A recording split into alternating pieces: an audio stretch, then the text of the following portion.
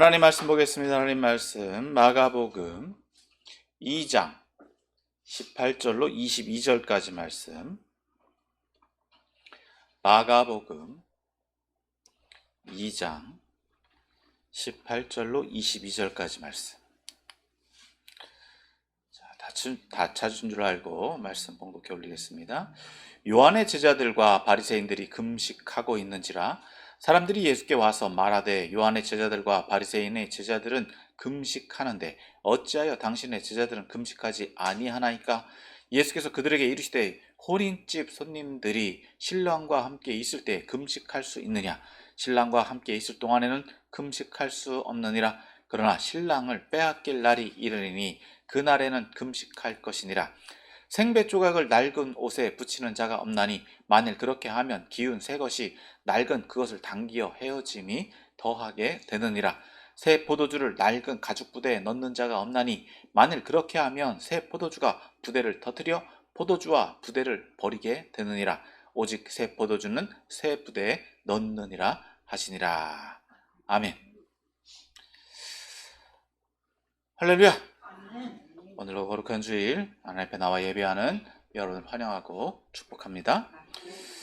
오늘은 교회력으로 부부 주일 혹은 가정의 주일이라고 합니다.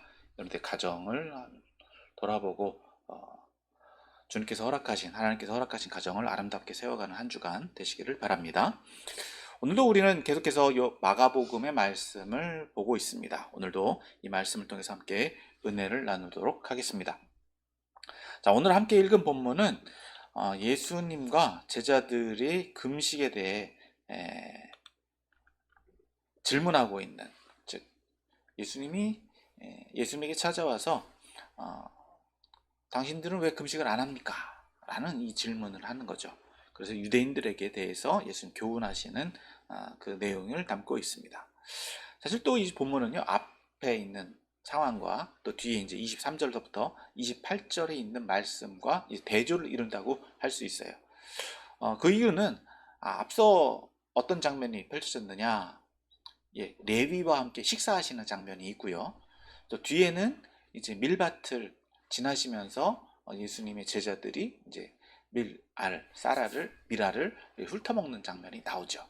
즉 먹는 것과 금식하는 것, 이 상황이 어떻게 연결되느냐라는 거죠. 그래서 이 말씀을 다 한꺼번에 보고 이제 대조가 어떤 대조를 이루고 있는지 이제 봐야 되는데, 우리가 이제 분량이 많다 보면 우리가 다 이해하기도 어렵고 또 소화하기가 어려우니까, 자, 각각의 내용을 좀 살펴보고요, 우리가 전체적인 맥락에서 한번 정리하면서 이 본문을 이해하고 또 본문의 말씀을 우리에게 적용해 보기를 소망합니다.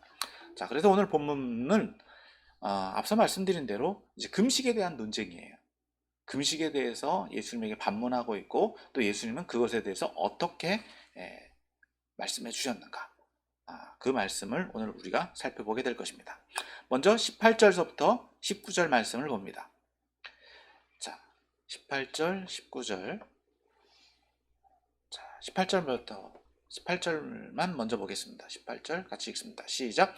요한의 제자들과 바리새인들이 금식하고 있는지라 사람들이 예수께 와서 말하되 요한의 제자들과 바리새인의 제자들은 금식하는데 어찌하여 당신의 제자들은 금식하지 아니하나이까? 자, 상반절에 이렇게 시작하고 있죠. 요한의 제자들과 바리새인들이 금식하고 있는지라.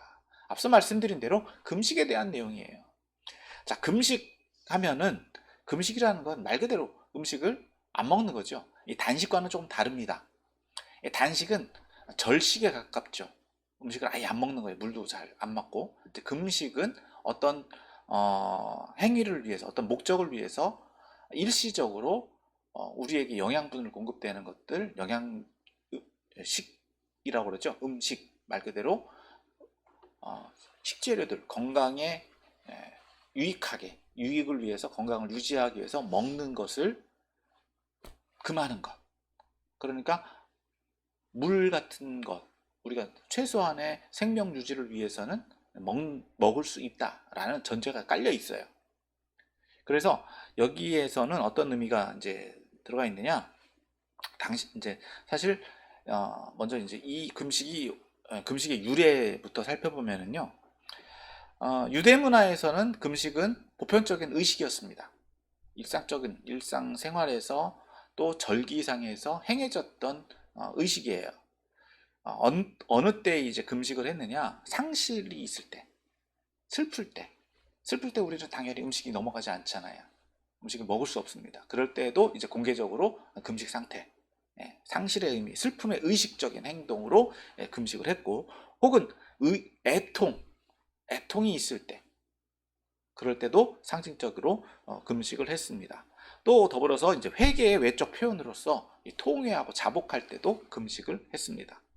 자, 그래서 이 금식은요, 특히 이제 회개의 경우에는 이제 기도와 더불어서 이 금식이 행해졌는데, 이때 이제 금식의 의미는 연약함의 의미를 또 담고 있죠. 자신의 연약함, 자신은 음식을 먹지 않으면 죽을 수밖에 없는 존재다. 그래서 극심한 회개와 또 겸손과 또 낮아짐의 의미로 이 금식을 했다라는 것입니다. 더불어서 하나님의 뜻에 복종한다라고 하는 의미도 담겨져 있어요. 그래서 음식을 먹지 않으면 결과적으로 어떻게 되느냐? 죽잖아요. 그래서 하나님 앞에서 내가 음식을 절제함으로써, 금함으로써 내가 자신을 부정하는, 자신이 회개하는, 자신의 잘못했음을 용서를 구하는 극한의 모습이다라고 하는 겁니다. 그래서 자기를 낮추고 또 자기를 부정하고 자기를 하나님의 뜻에 복종하겠다라는 의미입니다. 자, 이것이 이제 종교적으로 와서는 어떻게 사용되었느냐? 경건의 의미로 사용되었어요. 앞서 말한 것처럼 애통하거나 슬프거나 어떤 의식적인 형태로 쓰여졌다고 하고, 또 회개의 의미, 통회의 의미로 쓰여졌는데, 또 하나의 의미는 뭐라고요? 금욕. 나는 음식을 탐하지 않는다 라고 하는 어떤 형식적인 경건의 의도로 사용되어졌다라는 하는 것입니다. 자, 그래서 유대인들은 이 세 가지 의미를 담겨져 있는 이 금식을 절기로서도 지켰는데, 1년에 한 번 지키는 대속죄일이 있습니다. 회개의 의미죠. 이스라엘 백성들은 이 속죄일에 모든 백성들이 하나님 앞에 금식하면서 회개합니다. 대제사장이 양을 잡아서 어떻게 해요? 그 피를 제단에 뿌리고 하나님 앞에 회개하는. 그래서 이 일을 위해서 대제사장은 좀 일정 기간 동안 자신도 회개하고 들어가죠. 준비하고. 그러니까 이스라엘 백성들이 죄 씻는 받는 날이에요. 속죄일, 대속죄일이 있고요. 또 신년이 되었을 때도 새로운 시작을 알리면서도 금식으로 시작합니다. 자신을 갱신한다는 의미가 담겨져 있고요. 또 한 날이 또 추가가 됐는데, 언제냐? 바벨론에 의해서 나라가 멸망한 날. 이 날은 애통의 의미가 담겨져 있죠. 사실 우리나라도 이런 아픔을 겪어봤잖아요. 우리 기독교 문화에서도, 우리 한국 기독교 문화에서도 이런 것들이 종종 쓰여졌는데, 좀 이런 의미로 금식을 해야 되는데 사실은 조금 많이 극단적으로 또 극한의 모습으로 사용되고 있는 모습들을 우리는 보게 됩니다. 자, 이런 것들을 좀 이제 적용 부분은 나중에 그 내용들을 좀 더 살펴보고요. 이런 날들을 이제 공식적인 금식일이었습니다. 1년에 3번 정도 공식적으로 국가적으로 이제 지켜야 되는, 유대 백성들이 절기적으로 지켜지는 것들이었다라고 본다면, 그 외에도 개인적으로도 금식을 행할 수도 있었습니다. 앞서 말씀드린 것처럼 통회와 자복, 회개할 때, 슬픔의 의미가 담겨졌을 때도 금식은 자유롭게도 행해졌어요. 또 앞서 말씀드린 대로 또 어떤 때요? 바리새인들 같은 경우는 어떤 때? 나는 경건하다라고 하는 것, 나 금식 기간입니다라고 이제 표현하는 거죠. 이걸 슬픔의 모습으로 담겨져서 어떻게 죄를 뿌리고 또 형식적으로 보여주는 거예요. 나 지금 금식 기간입니다라고 하는 것. 그래서 옷을 찢고 자복하고 통회한다라고 하는 것을 공개적으로 이렇게 행했던 것들이 있습니다. 그래서 유대인들은 일주일에, 이제 예수님 시절에 좀 경건은 하다라고 하는 사람들은 일주일에 2번 정도 금식일을 정해서 이렇게 금식을 했다라고도 보여져요.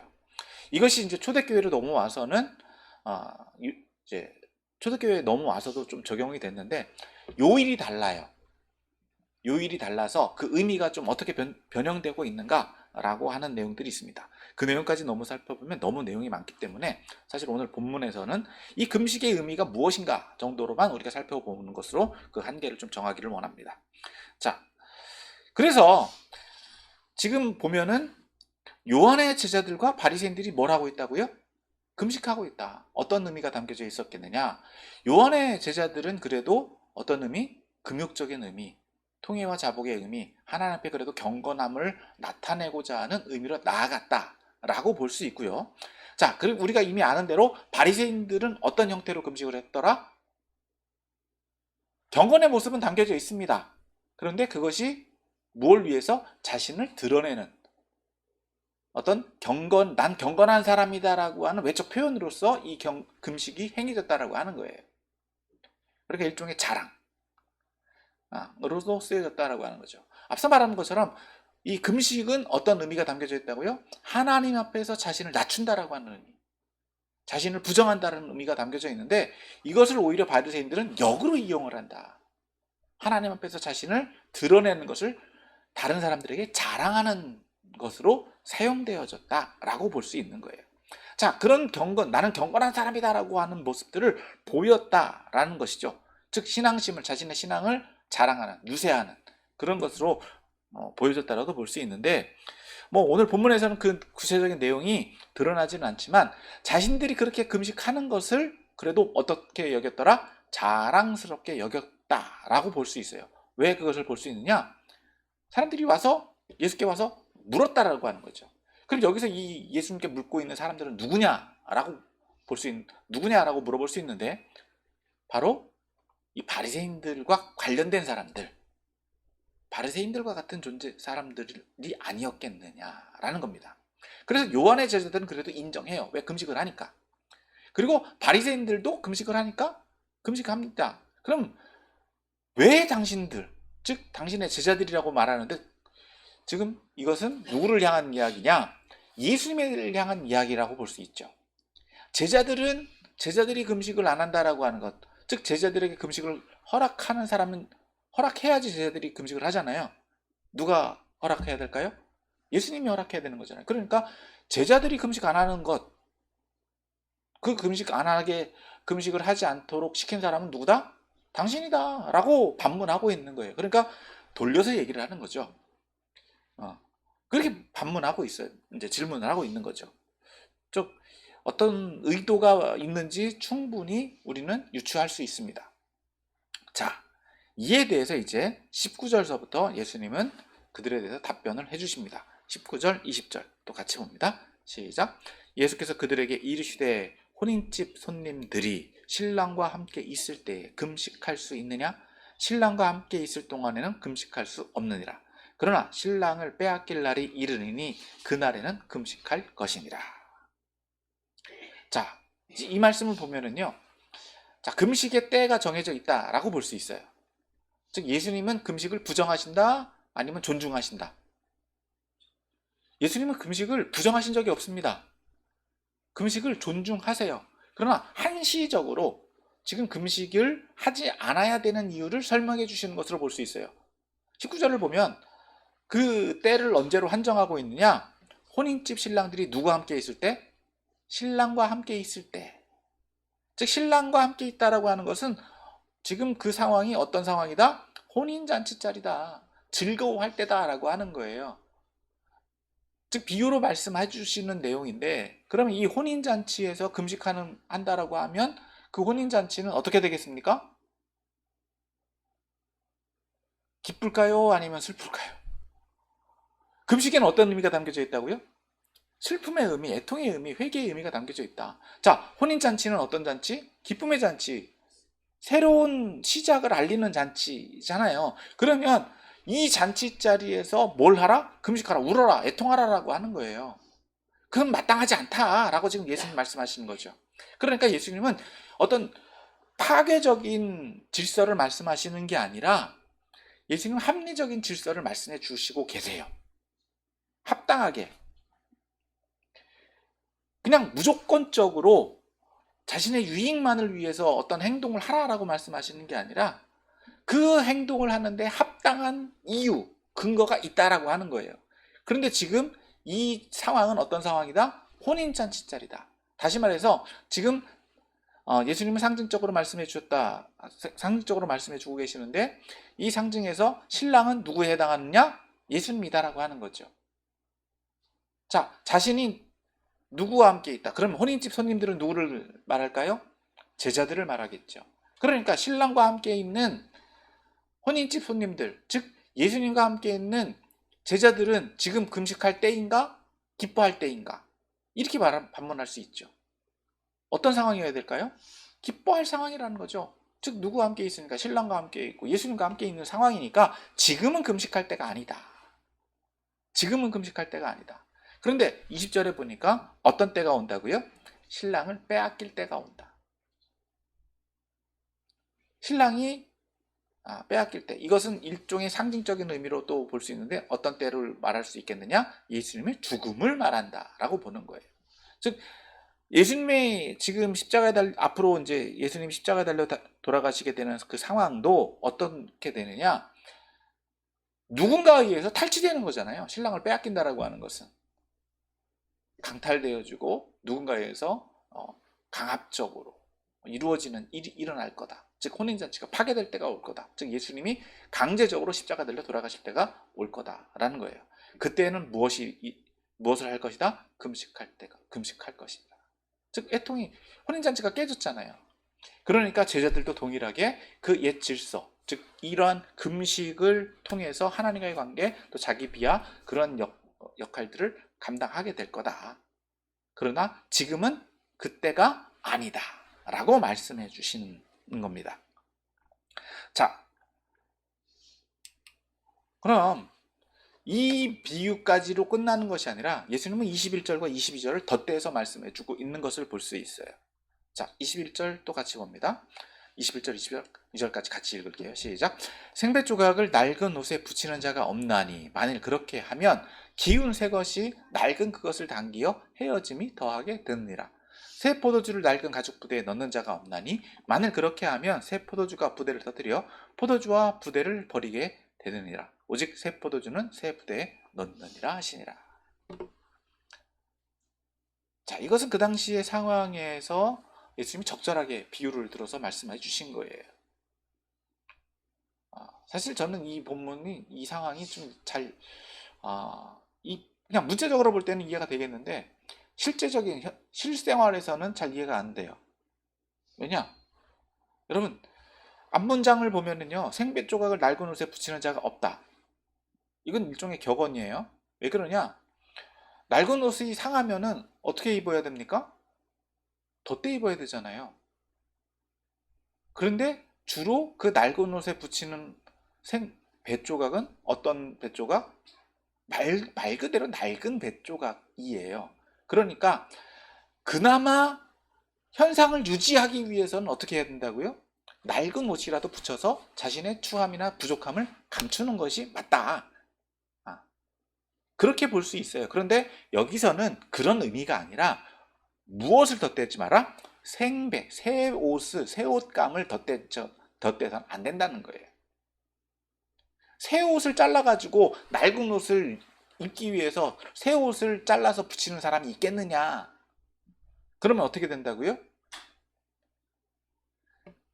새천이 낡은 것을 땡겨가지고 어떻게 한다고요? 더 낡은 것을 가속화시킨다는 거예요.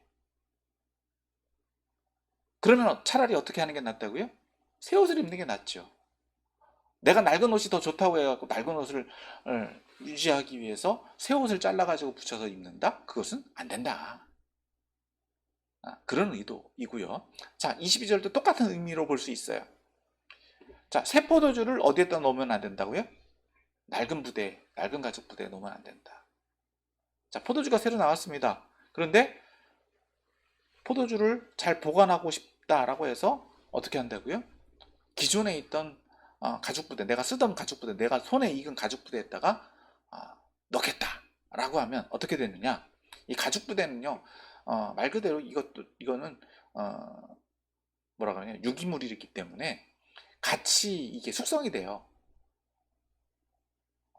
오늘날 우리가 사용하는 이제 플라스틱이나 철제 제품이 아니기 때문에 이제 오크통도 마찬가지죠. 예, 이거는 같이 가는 거예요. 오래된 그 가죽 부대, 가죽 부대를 오래 썼다라고 하면은요, 거기에다가 늘 새 것만을 채워서 쓰느냐? 그렇지는 않아요. 물론 그럴 수는 있죠. 그러나 그것을 더 좋게 하고 더 잘 유지하기 위해서는 어떻게 해야 된다고요? 새 것을 쓰는 게 낫다. 새 것을 쓰는 게 낫다. 물론 잘 길들여지고 오래 사용하고 물론 그런 의도도 있을 수 있습니다. 그러나 분명한 것은요, 새 포도주는 이 발효가 되고 뭐 숙성이 되기 시작하면은요, 이 낡은 가죽 부대가 견디지를 못하는 거예요. 그래서 어떻게 될까요? 가죽 부대가 터져버리고 결국은 어떻게 되느냐? 포도주는 먹을 수 없게 됩니다. 무슨 말이냐? 새로운 것이 낡은 것을, 기존의 형태들을 파괴시킬 수 있다라고 하는 거예요. 왜? 새 것이 가지고 있는 힘이 있기 때문에. 동일한 내용이죠. 어떻게 보면 비유의 내용만 조금 다를 따름이지, 동일한 내용을 두 번 말씀해 주시는데, 이것은 문학적으로 어떤 이중병행이라고 표현을 하는데, 이것은 뭐냐? 강조의 의미를 담고 있어요. 그래서 예수님이 말씀하시고자 하는 내용은 어디에 있느냐? 오직 새 포도주는 새 부대에 넣으니라. 즉, 이 강조하기 위해서 이 말씀을 두 번 반복해 주신 것인데, 자, 말 그대로 이것을 간단하게 요약하면 새 것은 어떻게 해야 된다고요? 새 질서, 어떤 새 틀을 가지고 행동해야 된다라고 하는 거예요. 자, 그러면 여기서 말하고 있는 생배나 새 포도주는 무엇을 의미하느냐? 예수님을 의미하겠죠. 그러면 낡은 옷이나 낡은 가죽 부대, 여기서 가죽 부대는 무엇을 의미하느냐? 기존 질서를 의미할 거예요. 아니면 오늘 저와 여러분들을 의미할 거예요. 그러면 어떻게 되겠느냐? 새로운 가르침이나 새로운 교훈은 새로운 기준으로 다가가야 된다라고 하는 거예요. 그렇지 않으면 어떻게 된다고요? 그 새로운 기준이 낡은 관습과 낡은 전통을 파괴시킬 수밖에 없다라고 하는 겁니다. 다시 말해서 이것은 충돌할 수밖에 없다고 하는 거예요. 양립할 수가 없어요. 이것을 조금 더 이제 좋게 표현하면 세대 차이가 있다라고 하는 거죠. 이 세대 차이 속에서 어떻게 해야 되느냐라고 하는 겁니다. 다시 말해서 이 둘 사이에 상호 배타적인 관계들이 있는데 이것을 어떻게 감당해야 되느냐라는 겁니다. 다시 말해서 새 질서는 옛 질서를 파괴할 수밖에 없어요. 우리의 일상의 생활들을 보면요, 늘 그래 왔어요. 그렇다고 해서 뭐 우리가 조금 더 이거는 뒤에서 좀 더 제가 보충해서 설명드리겠지만, 예수님은 자신이 새 질서임을 강조하고 계시고, 그렇기 때문에 이 새 부대는 누구를 의미하느냐? 제자들을 의미해요. 그렇기 때문에 새 부대는 무엇을 감당한다? 새 포도주를 감당한다. 즉, 예수님의 제자들은 새 부대이기 때문에 새로운 가르침으로 그러한 삶을 산다라는 것을 말씀해 주신다라고 볼 수 있습니다. 자, 그러면 이것을 오늘 저와 여러분들에게 좀 적용을 하기를 원합니다. 오늘 본문에서도요, 마가는 예수님이 어떤 분인지를 설명해 줍니다. 예수님은 어떤 분이시다? 새 포도주이시다 라고 말씀하시는 거예요. 생배이시다. 다시 말해서 새로운 질서를 세우시는 분이다 라고 하는 겁니다. 새로운 가르침을 주시는 분이다 라고 하는 거예요. 그러니까 오늘 본문에서 말하고 있는, 묻고자 하는 내용들은 어디에서 출발했느냐? 금식에 대해서 물었어요. 금식은 기존 질서입니다.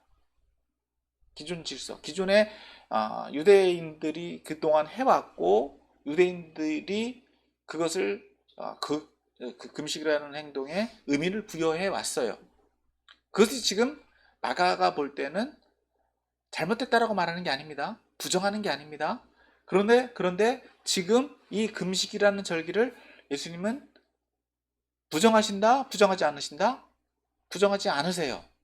그런데 바리새인들은 지금 그 금식을 행하지 않는 예수님을 보고 묻고 있잖아요. 왜 안 하십니까? 라고.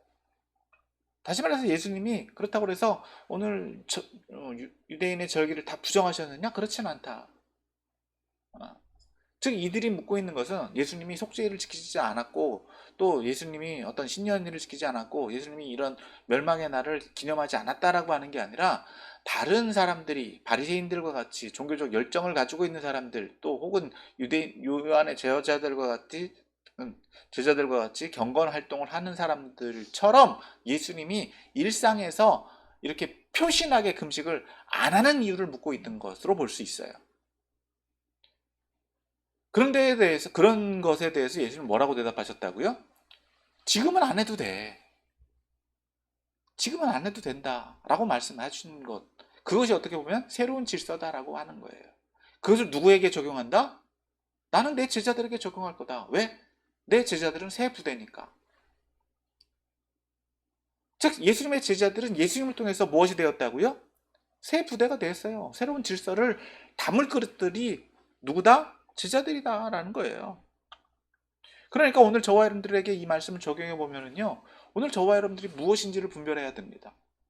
우리가 예수님 안에 있다라고 한다면 우리도 어떤 존재다? 새 부대라는 거예요. 예수님은 우리를 새 것으로 만들어 주셨습니다. 여러분, 제가 언젠가 한번 우리가 설교 시간에도 한번 나눠봤죠?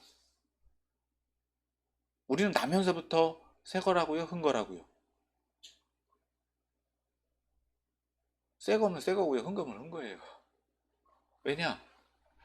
어제와 오늘하고 어제의 우리와 오늘의 우리가 똑같으냐? 아니죠.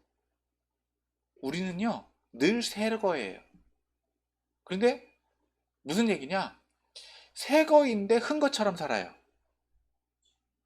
무슨 얘기인지 이해가 되십니까? 오늘을 사는 사람은요, 오늘을 살고 있는 우리밖에 없어요. 근데 우리는 항상 어디에 매여 있느냐? 어제에 살았던 오늘에 매여 있단 말이에요. 그러니까 우리는 새로운 삶을 살고 있느냐? 맨날 옛날 삶을 살고 있느냐? 이걸 보면 알아요.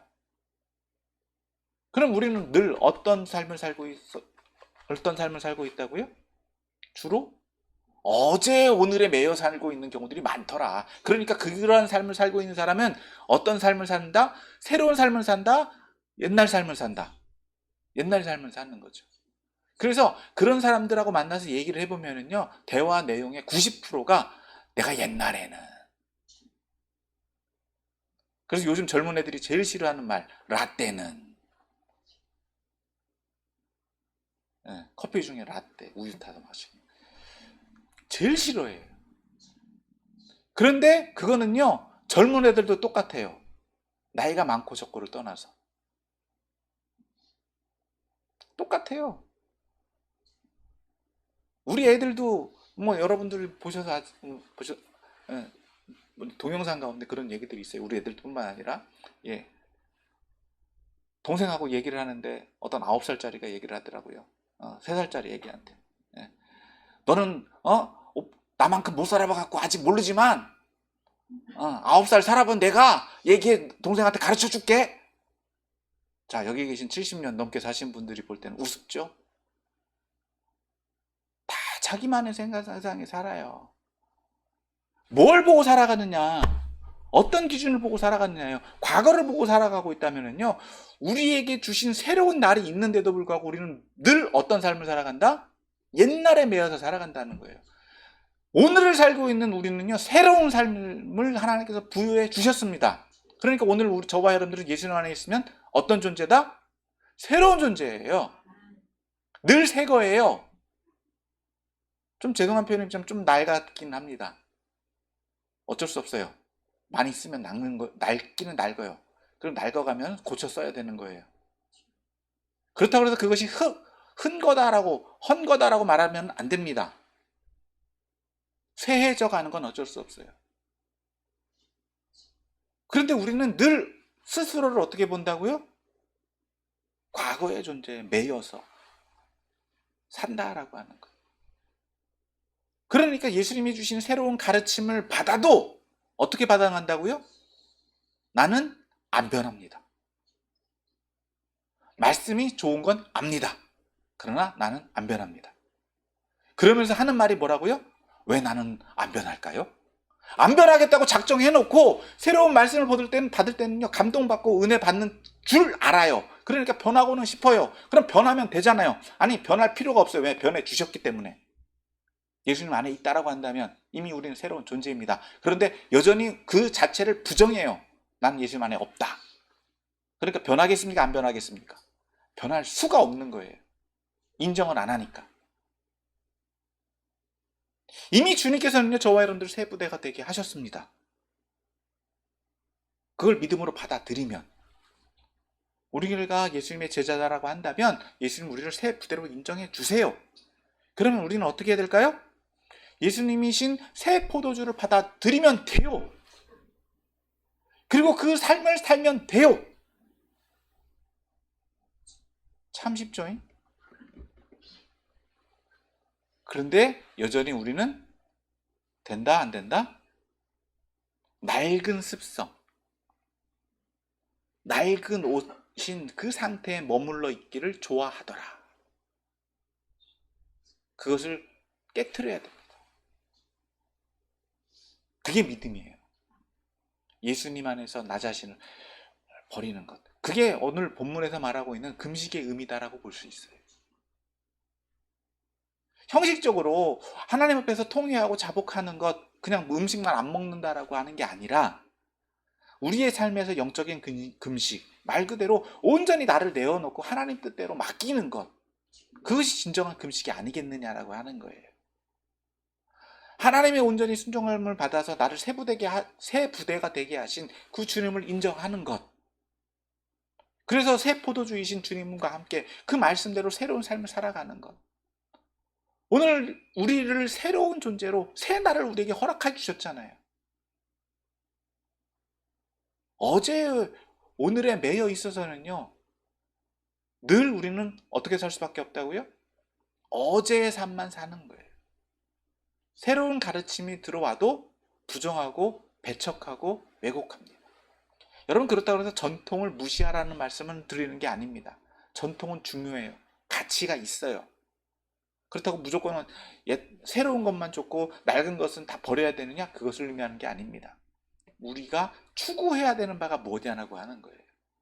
새로운 전통, 옛 전통을 잘 가꾸어서 유지할 건 유지하고 더 새로운 것을 더 잘 받아들여서 새로운 가치로 하나님께서 원하시는 삶, 우리에게 주시는 것, 그것을 발전시켜 나가야 될 책임이 저와 여러분들에게 있다라고 하는 거예요. 그런 기회를 주셨잖아요. 그런 기회를 주신 게 은혜 아닙니까? 그걸 받아들이는 게 겸손이에요. 그걸 부정하고 그것을 인정하지 않는 게 뭐라고요? 교만이에요.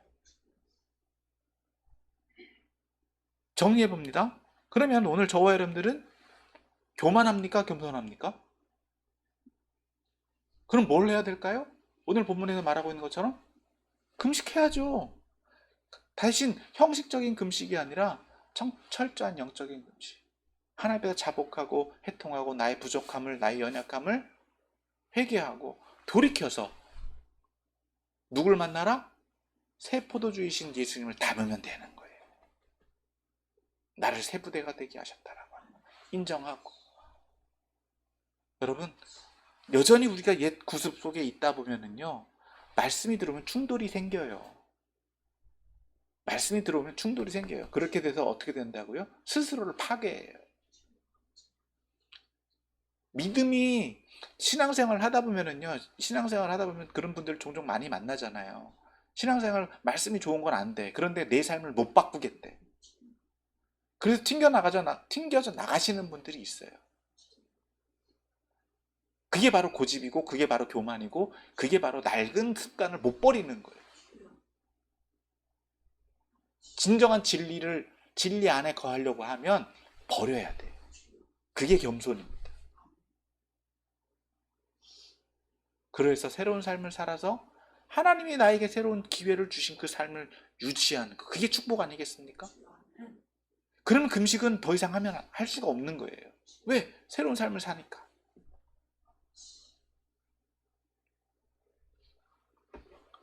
자, 그래서 오늘 말씀을 좀 정리를 하면은요, 여러분, 예수님이 우리를 어떤 존재로 만드셨다?